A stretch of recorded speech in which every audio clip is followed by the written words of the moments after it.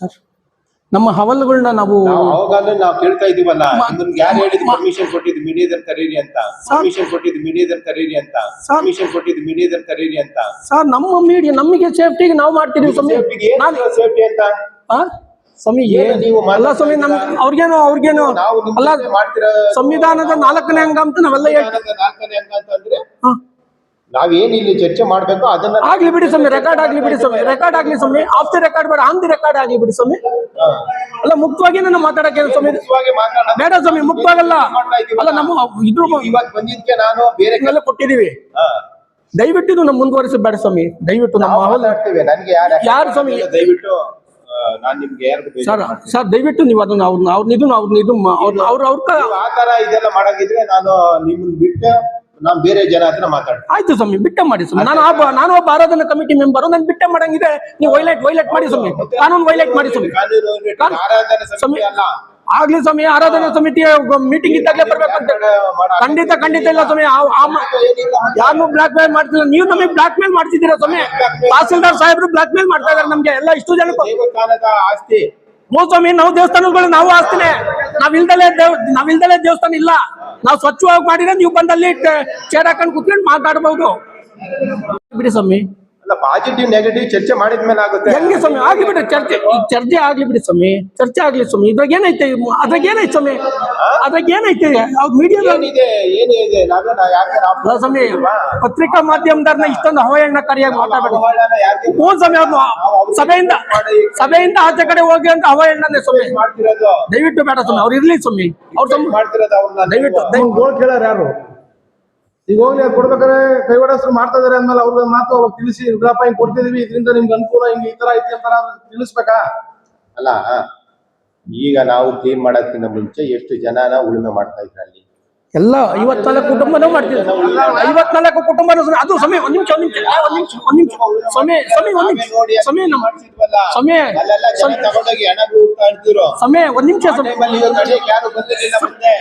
ಸಮಯ ಯಾವುದೇ ನೀರಾವರಿ ಸೌಲಭ್ಯ ಇಲ್ಲ.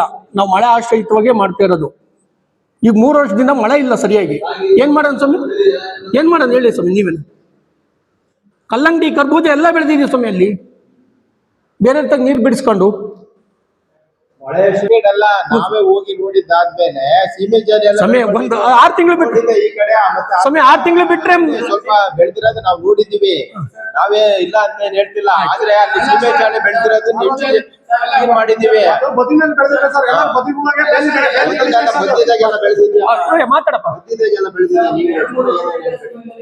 ಆಯ್ತು, ಎಲ್ಲರಿಗೂ ಅನುಕೂಲ ಆಗತ್ತಾರ ಮಾಡ್ತೀವಿ. ಸೋಲಾರಿ ಕೊಡೋದು ಬೇಡ ಸ್ವಾಮಿ ದಯವಿಟ್ಟು.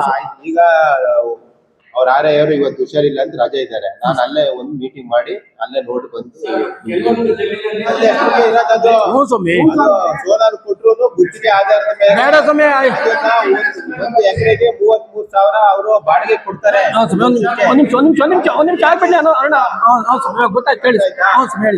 ದೇವಸ್ಥಾನಕ್ಕೆ ಆದಾಯ ಬರ್ಲಿ ಅನ್ನೋ ದೃಷ್ಟಿಯಿಂದ ನಾವು ಮಾಡ್ತೀರಾ ಸ್ವಾಮಿ.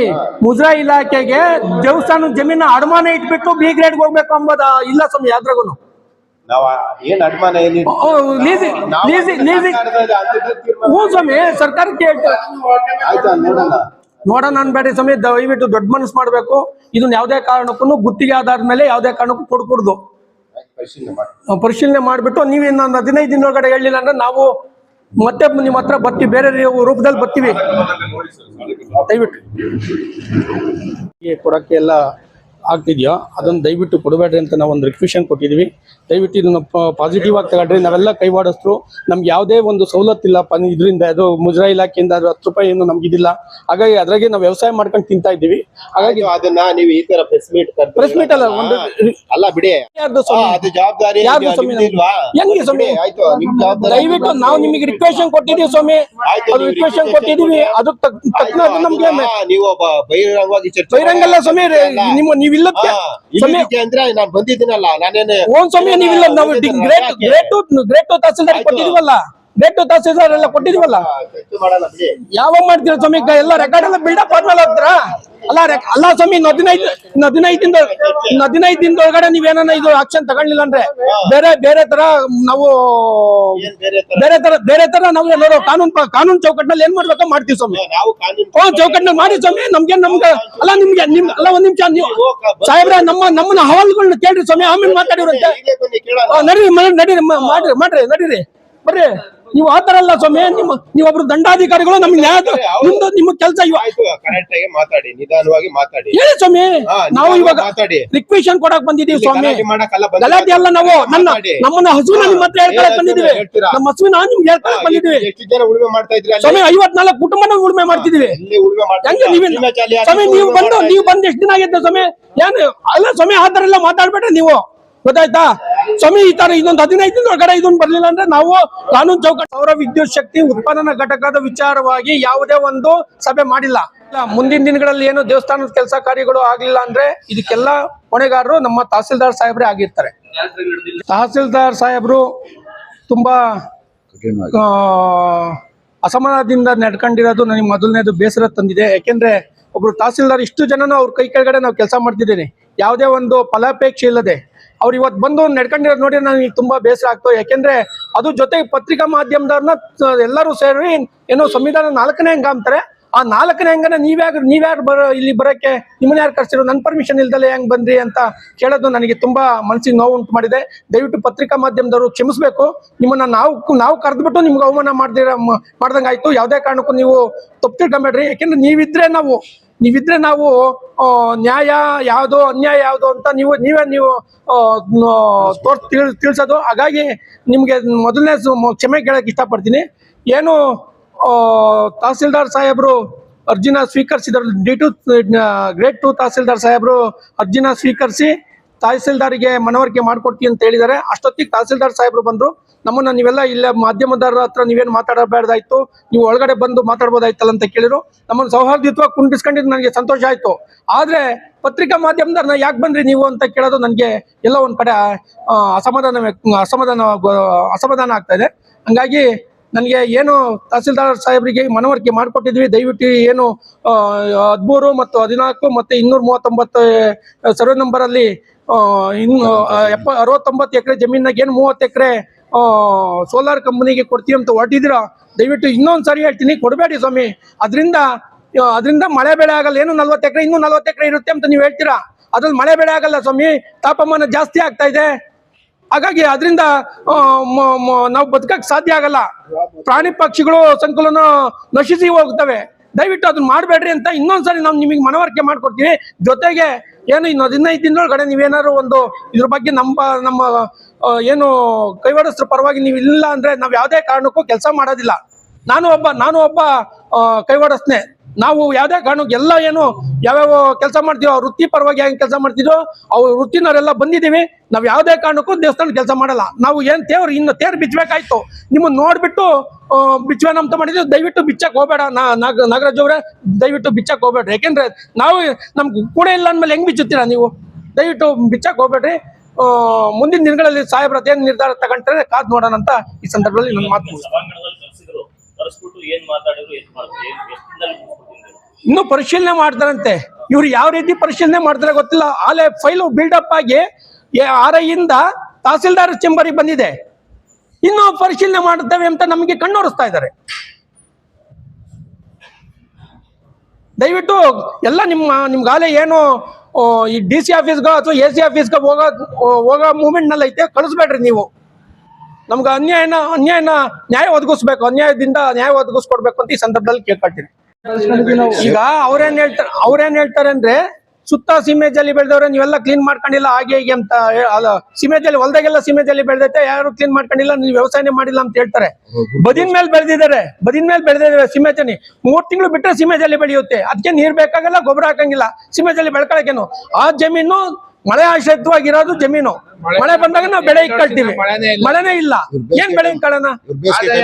ಸೋಲಾರ್ ಇಂದ ಆದಾಯ ಸಣ್ಣ ಮಾಡ್ತಿದ್ವಿ. ನಮ್ಗೆ ಆದಾಯ ಬೇಡ ಸ್ವಾಮಿ, ನಮ್ಗೆ ಊಟ ಬೇಕು, ನಾವು ವ್ಯವಸಾಯ ಮಾಡ್ಕೊಂಡು ತಿನ್ಬೇಕು, ನಮ್ಗೆ ಆದಾಯ ಬೇಡ. ನೀವು ದೇವಸ್ಥಾನ ಸೋಲಾರ್ ಕೊಡ್ತೀವಿ ಅಂದ್ರೆ ಏನಕ್ಕೆ ಬರ್ತೈತಿ ನಮ್ಗೆ? ಏನ್ ಮಾಡ್ಬೇಕು ನಾವ್ ಇಲ್ಲಿ? ಅದೇ ನಂಬ್ಕೊಂಡು ಜೀವನ ಮಾಡ್ತೀವಿ ನಾವು. ತಹಶೀಲ್ದಾರ್ ಅವರು ಇದಕ್ಕೆ ಬದಿರ್ತಾರೆ, ವೆರಿಫಿಕೇಶನ್ ಮಾಡಕ್ ಬದಿರ್ತಾರೆ. ಸೀಮೆ ಜಾತಿ ಬೆಳೆದಿರೋ ನೋಡ್ತಾರ ಅಥವಾ ನಿಮ್ ದೇವಸ್ಥಾನ ನೋಡ್ತಾರ? ಕೆಲವರೆಲ್ಲ ತವರೆಕೆರೆಗೆ ಏನು ವೈಟ್ ಕಾಲರ್ಸ್ ಅಂತ ಇದಾರೋ ಅವ್ರು ಕರ್ಕೊಂಡೋಗಿ ಸೀಮೆ ಜಲಿ ಬೆಳೆದೈತೆ. ಪಾಪ ತಹಸೀಲ್ದಾರ್ಗೂ ಗೊತ್ತಿಲ್ಲ ಇದು ಏನು ಸೋಲಾರ್ ಕಂಪ್ನಿ ಕೊಡ್ಬೇಕೆಂಬ ತಹಸೀಲ್ದಾರ್ಗೂ ಗೊತ್ತಿಲ್ಲ. ಏನು ಕಮಿಷನ್ ಆಸೆಗೋಸ್ಕರ ಯಾರೋ ಕೆಲವರು ಮಿಸ್ಗೈಡ್ ಮಾಡ್ಕೊಂಡು ನಮ್ಮ MLA ಸಾಹೇಬ್ರನ್ನ ಮಿಸ್ಗೈಡ್ ಮಾಡ್ಕೊಂಡು ತಹಸೀಲ್ದಾರ್ ಸಾಹೇಬ್ರನ್ನ ಮಿಸ್ಗೈಡ್ ಮಾಡ್ಕೊಂಡು ಈ ತರ ಮಾಡ್ತಾ ಇದಾರೆ. ಹಾಗಾಗಿ ದಯವಿಟ್ಟು ಸಾಹೇಬ್ರೆ ಯಾರೋ ಕಮಿಷನ್ ಮಾಡ್ಕೊಳಕ್ಕೆ ನಮ್ಮ ಹೊಟ್ಟೆ ಮೇಲೆ ಹೊಡಿಬೇಡ್ರಿ ಅಂತ ಈ ಸಂದರ್ಭದಲ್ಲಿ ಕೇಳ್ಕೊಳ್ತೀನಿ. ಪ್ರೊಸೀಜರ್ ಯಾರಿಗೂ ಕೈವಾಡಿಸ್ರಿಗೆ ಗೊತ್ತಿಲ್ಲ. ನಮ್ಮನ್ನೇನು ನಮಗೆ ಮಾಹಿತಿನೇ ಇಲ್ಲ. ನಮ್ಮನ್ನ ಹೇಳಿದ್ರು ಎಲ್ಲ ಸರ್ವೆ ಮಾಡ್ತೀವಿ, ಎಲ್ಲ ಜಾಲಿ ಆಯ್ತಲ್ಲ, ನಿಮ್ಗೆಲ್ಲ ಕ್ಲೀನ್ ಆಗಿ ಇಂಗಿಡಿಸ್ಕೊಡ್ತೀವಿ, ಒಬ್ಬೊಬ್ರು ಒಂದೊಂದ್ ಕಡೆಗೆ ಮಾಡ್ರಿ ಅಂತ ಅವತ್ತು ಹೇಳಿದ್ ನಮ್ಗೆ. ಇವಾಗ ಎಲ್ಲ ನೋಡಿ ಸೋಲಾರ್ ಕಂಪ್ನಿಗೆ ಅಂತ ಮಾಡ್ತಾವ್ರೆ. ನಾವನ್ನ ಏನ್ ಮಾಡ್ಕೊಂಡವ್ರೆ ಅಂದ್ರೆ ಕೈವಾಡಸ್ರು ಯೂಸ್ ಅಂಡ್ ಥ್ರೋ ಕೆಲಸ ಮಾಡಿಸ್ಕೊಳ್ಳೋದು ನಮ್ಮನ್ನ ಬಿಸಾಕೋದು. ಮೊನ್ನೆನೂ ಅಷ್ಟೇ ನಾವು ನಿಮ್ ನ್ಯಾಯ ಒದಗಿಸ್ಕೊಡ್ತೀವಿ ಅಂತ ಹರಾಜ್ ಹಾಕಿಸ್ಕೊಂಡ್ರು ಬಂದ್ರು, ಆದಾಯ ಮೂಲ ಮಾಡ್ಕೊಂಡ್ರು, ನಮ್ಗೇನು ಇಲ್ಲ. ಒಂದ್ ವರ್ಷಕ್ಕೆ ಅದೇ ಜಾತ್ರೆ ಹರಾಜು ಮಾಡ್ಬಿಟ್ಟು ಬಂದ್ಬಿಟ್ರು ಅಷ್ಟೇ. ಇನ್ನೇನ್ ನಮ್ಗೆ ನ್ಯಾಯ ದೊರಕಿಸ್ಲೇ ಇಲ್ಲ. ಮೀಟಿಂಗ್ ಏನೋ ಮಾಡಿದ್ರು ತಹಸೀಲ್ದಾರ್? ಇಲ್ಲ, ಏನ್ ಮೀಟಿಂಗ್ ಸೋಲಾರ್ ಬಗ್ಗೆ ಮೀಟಿಂಗ್ ಇಲ್ಲ.